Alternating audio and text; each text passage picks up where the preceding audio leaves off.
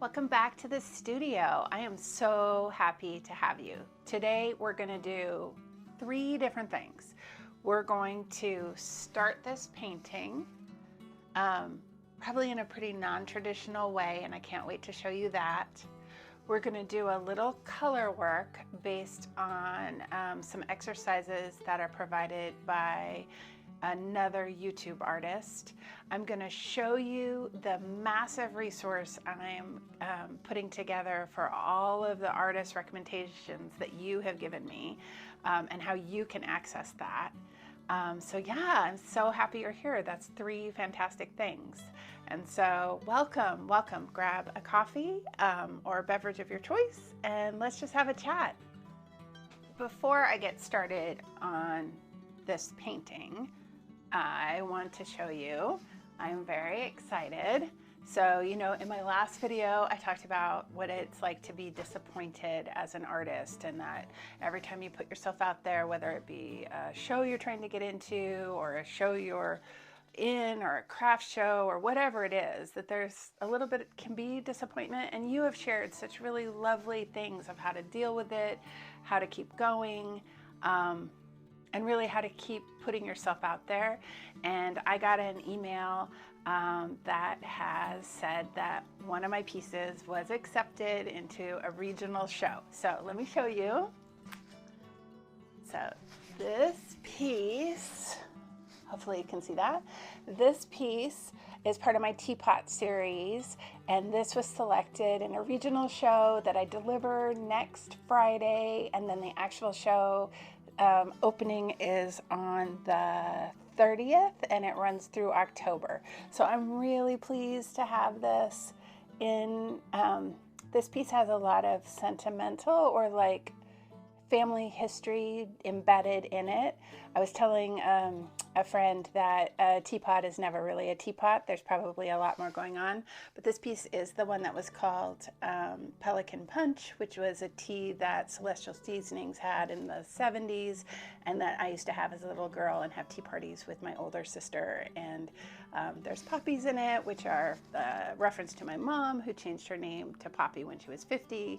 And anyway, there's a lot in here that's not just the, you know, a colorful, vibrant picture. But all to say that one disappointment, one win, that's how it works. It could be 10 disappointments and 1 win, but to just have to keep going out there. And I'm so glad I did, and I'm so honored. I'm so honored to be part of that show.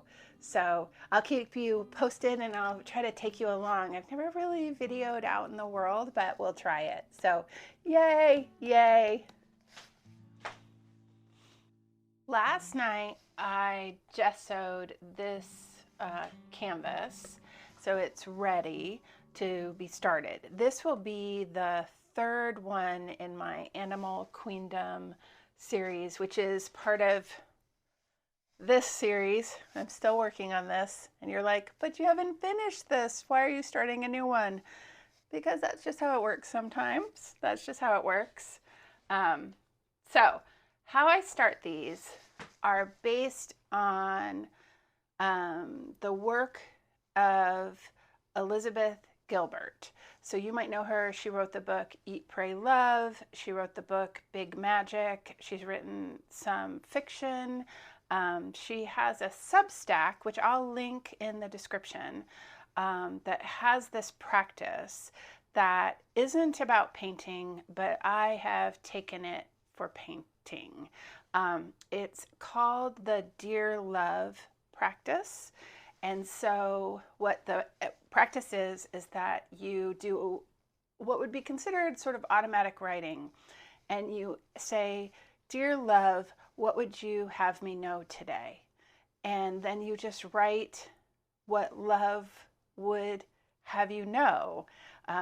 So sort of like taking yourself out and writing this missive to yourself, I guess, through the eyes and hands of love. And I take that process and I write that letter on the beginning of my paintings. Not all of them, not like this one's on paper, and that isn't what I did there. But when I'm doing these larger, more detailed paintings that are going to take me months, what I'm trying to do is not just do the painting, it's a whole process. And this is part of that process for me, and I want to show you what that looks like. So let's get started. So I've mixed up a, let's see, pyrrole red. So a red, let's see if you can see that, a red with some yellow. Oh my gosh, if I show you this, it's kind of embarrassing, but it's really messy. But a yellow, and I've watered it down, and so it's kind of soupy, and it's just a bright orange now at this point. I often use orange in the underpainting anyway, and so this is a really, you know, easy color for me, and I love it. I actually love this color, and so that helps. And I also, I don't, you won't see any of this. Well, you might see bits, tiny bits and pieces, but this isn't part of the painting that you're really going to see. This is like just a super underlayer. So how it works is you just write, so dear love, what would you have me know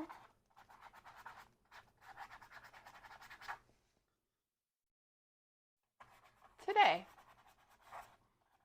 And then I just think about love. That's what I think about. Like, what would love want me to know? And I think love would want me to know, let's see, love would want me to know you are fully loved just as you are, and what you offer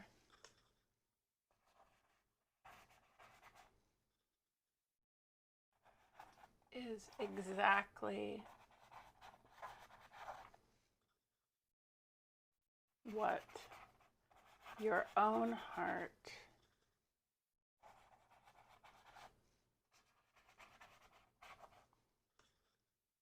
needs.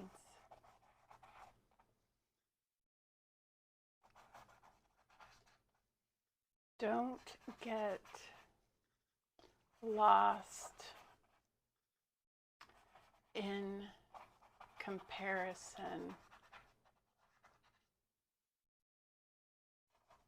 Focus on your own curiosity, and you will find me. Love. That's it. That's the practice. And every time it's different, and the message is different, and I just write whatever I feel. And then I feel like I have set the tone, and the basis for this painting is starting from love. It will continue to be love, and it will be loved throughout the whole process. And this just means so much more to me than just doing a painting of a tree or a house or a cow. It is so much more. It's about having the whole process be meaningful. And so I love this. I love this. And I hope you'll go look at Elizabeth Gilbert's Substack and see some of the offerings that she has there, and maybe bring this own practice into your own life in some way. It has really been transformational to really set intention before I start something. You know, I'm going to live with this for a while. Like these paintings take me some time, and so starting at a place that feels good makes all the difference. And so that's it. That's it. And that's how I start. I don't know how you start. I'd love to know how you start a painting, or what your intention is, or do you have that practice in your own art making, and is that part of it for you? Or, you know, I just would love to know. I'd love to know if this is completely new to you, or if this is, you know, so wackadoodle you would never do it, or if this is something that kind of lights you up a little bit. I'm curious. I'm curious. This will actually end up being rabbits.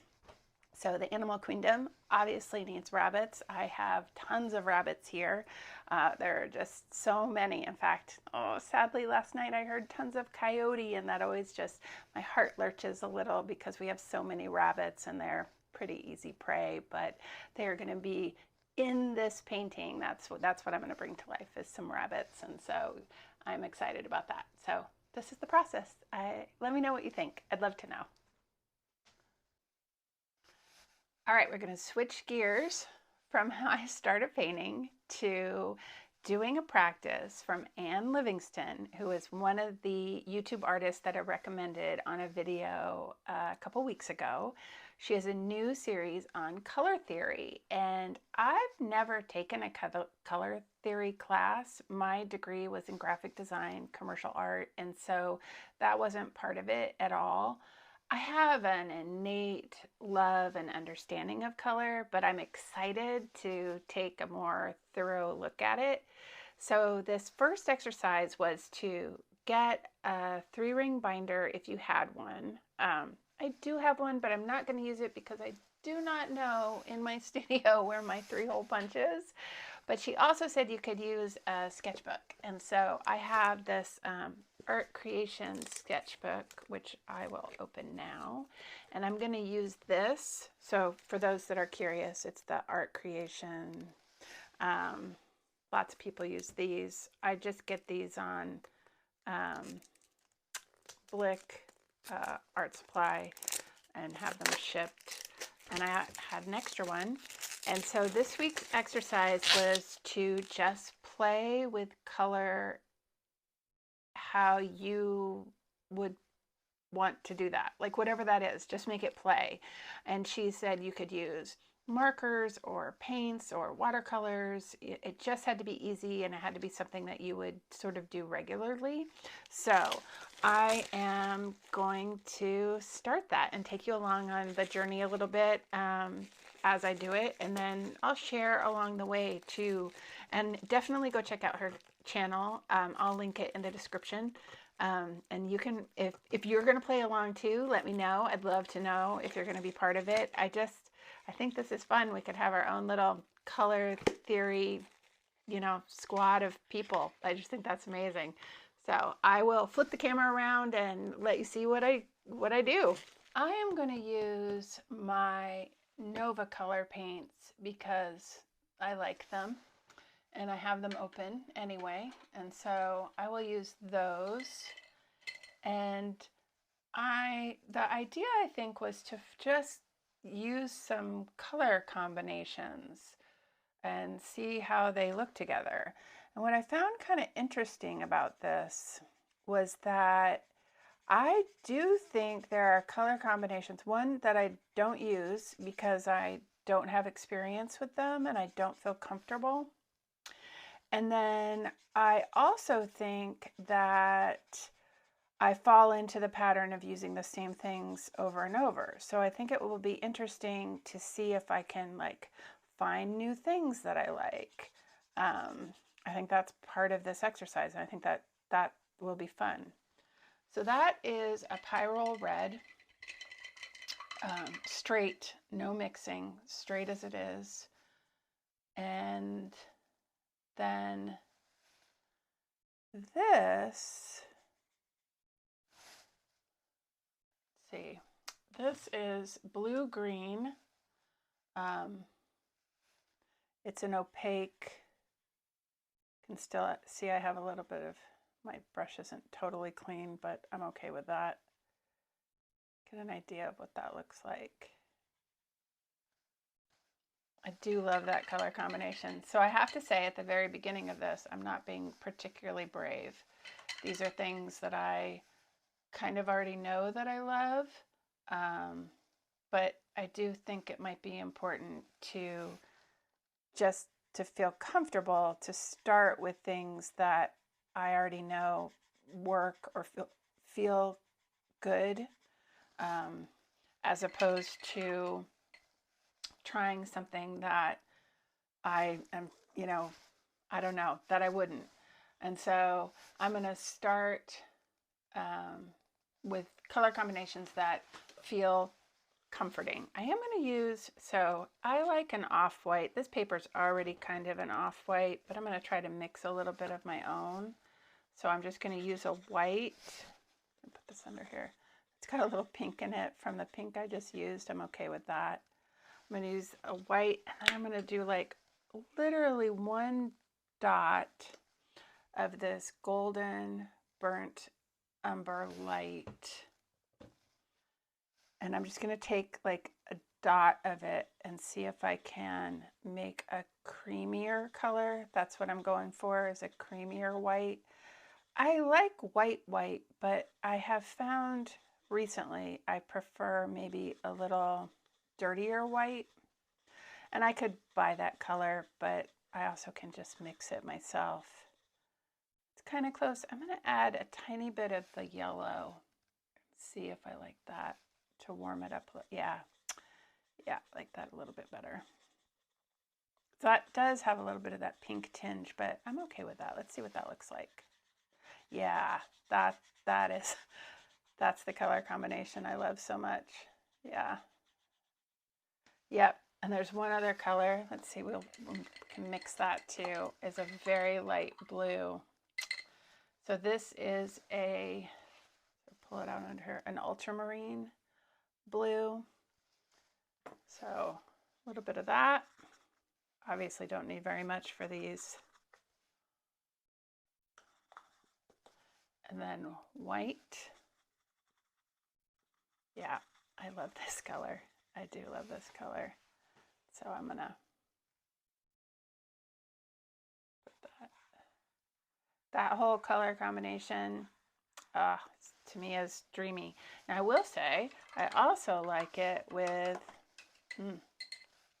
oh no, once I get started, maybe this is gonna be this sort of like obsessive. I like this, which is that blue-green, and then I like it much lighter, like white, you know, adding white and making that lighter. Yeah, I like that better actually than I like the true color. That was kind of fun. I like that. I like that a lot.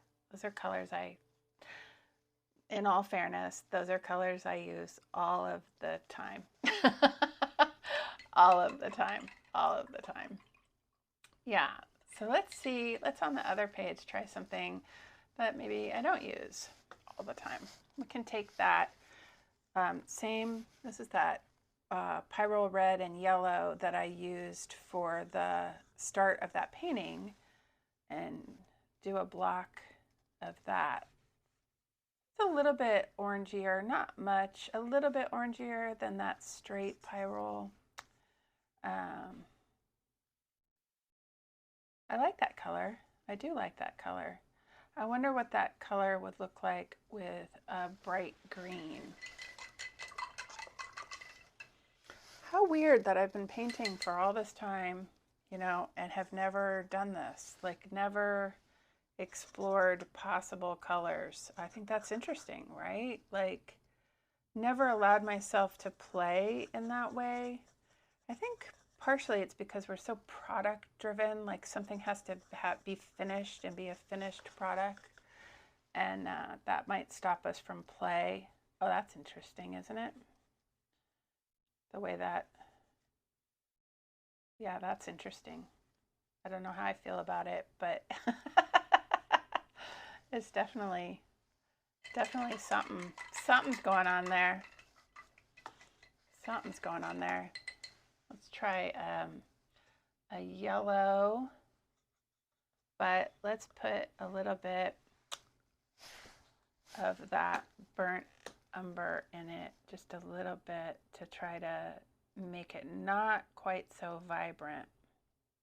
Some of the thing about paint right out of the tube, or in my case the jar, is that that paint is so vibrant, which isn't bad. It's just that's definitely, you know, something to think about. I think I still have some green on there, but it still gives me that idea. That's interesting, isn't it? A little muddier. It's a nice color. That's a color that I would use for leaves or grass. You know, I see this color in nature all the time. I see this color too, but I see more of this actually. I have a really nice yellow ochre that I use, but that was a really close representation of that. Yeah, I kind of like that. I kind of like that. Let's see what that cream looks like with it. Oh yeah. Yeah, that kind of gives me Florida vibes. I mean, I don't know, in a way, like it's got that little bit of that Florida. Oh, this is fun. Oh, this is going to be fun. This is going to be so fun. And there will be more. There will be more. There's no rhyme or reason. You don't have to do it like this. There's no right way, I think. But this is fun. This is going to be a fun experience. I wonder how many of these I will fill up and how brave I'll be. That's kind of curious too. How brave will I be? Yeah, that's fun. I think I could do that for hours, but the paint has to dry. I'm not one of those artists that employs a hair dryer, and so I just have to let nature take its course. But I'm excited about this more than I thought, actually. So thank you, Anne. Thank you, Anne Livingston. This is exciting.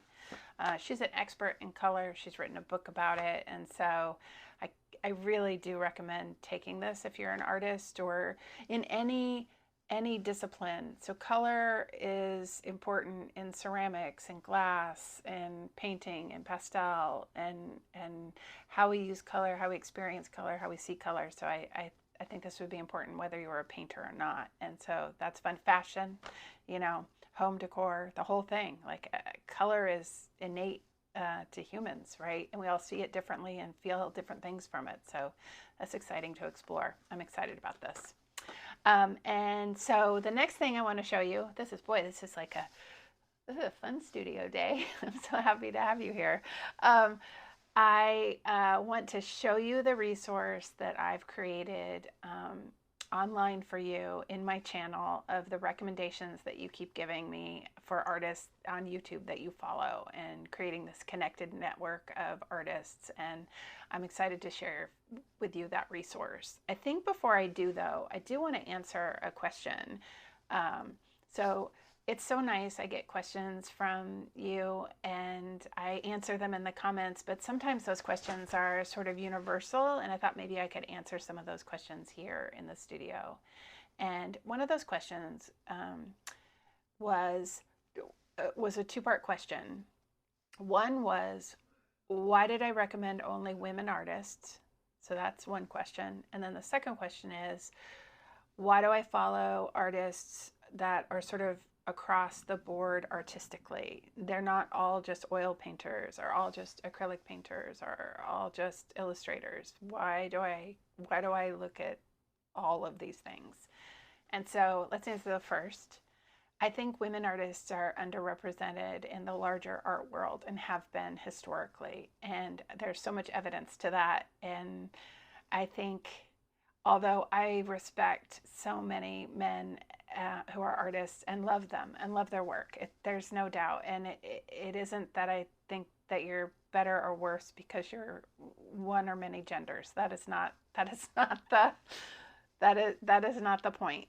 But on this channel, I have the opportunity to share maybe some smaller voices that don't get the same amount of exposure or, you know, amplified in the same way. And if we can do that for other women, why wouldn't we do that? And so that was part of it. That is part of it. But that does not take away from the fact that I think that men are fantastic artists. And it doesn't take away that I won't recommend you. In fact, I am thinking about, there are some men that I really want to highlight because they're just doing some really interesting things. And so it really isn't about gender, except for the fact that women artists are underrepresented historically in art. And so that was why that first video was all women. I also follow a lot of women. It's just they talk in a way that makes me feel comfortable. They have an inviting, non-patronizing way of talking. It's an invitation into their world, and I really love that. That's something that I think is a gift, and I want to be part of that too. And so that's the first part. The second part of the question is, I am a multidisciplinarian. Multidisciplinarian. I do a lot of things. I'm a writer, I'm a community organizer, I'm a public speaker, I'm an artist, can illustrate, I'm a graphic designer, I do a lot of things. And I want to continue to do all those things. And the way to do those things is to immerse in all kinds of ideas and concepts. And so for me, although I will look at an oil painter for technique or the way they use shadow or how they paint light, there are specific how-tos I look at. Even though I'm not an oil painter, it translates to what I do too. And I think that by exposing myself to multiple disciplines, multidisciplines, allows my own work to flourish in a way that wouldn't otherwise.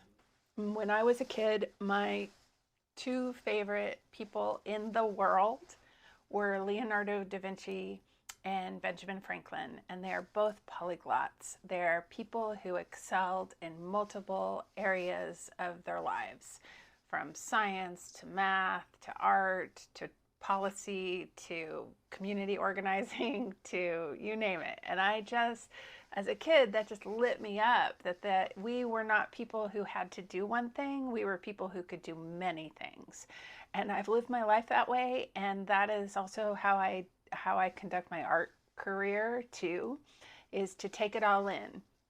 I love to look at textile art. I love to look at fashion design. I'm interested in filmmaking. And all of that is, in sculpture and murals and just so many things. And the reason for that is that I might get excited about something because I saw it in a discipline that isn't one that I do, but what little thing could I take into my own work? What little thing does it spark me to do? And so if I only looked at acrylic painters, I would maybe not have as vibrant or exciting work for me, because I'm the one doing it and I'm the one spending the time. And so it has to be exciting for me.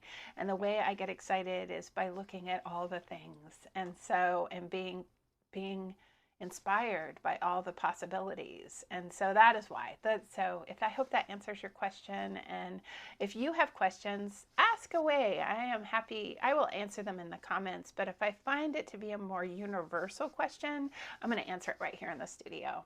So without further ado, let me show you the tool that I have built for all of us, thanks to you. This is for you and I to explore this massive community of artists on YouTube. So let me show you.